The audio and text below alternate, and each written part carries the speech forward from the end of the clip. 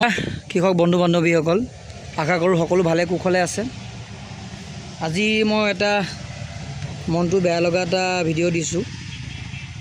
মানে সঁচাকৈ মনটো বেয়া লাগি গ'ল। মই ভিডিঅ'টো দিব বিচৰা নাছিলোঁ, কিন্তু মই জানিবৰ কাৰণে আপোনালোকৰ পৰা সহায় বিচাৰিছোঁ। এই কলজোপা দেখিছা নহয়, যোৱা ৰাতি বতাহ ইমানেই বতাহ হ'ল, কলজোপা পৰি থাকিলে। এতিয়া কলো লাগি আছিলে চব।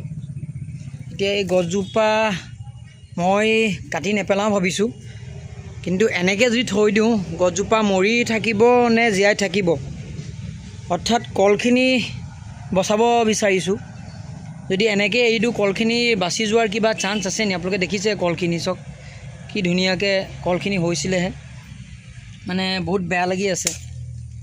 এই চাওক কলখিনি চাওক, প্ৰথম কল লাগিছিলে। আপোনালোকে মোক এটা উপায় দিয়কচোন, কি কৰিলে ভাল হ'ব? মই একো নাজানিছোঁ সেইটো বিষয়ত। যদি আপোনালোকে কিবা সমাধান দিব পাৰে, বৰ ডাঙৰ এটা উপকাৰ কৰা হ'ব মোক। আপোনালোকে জনাবচোন কমেণ্ট কৰি মোক।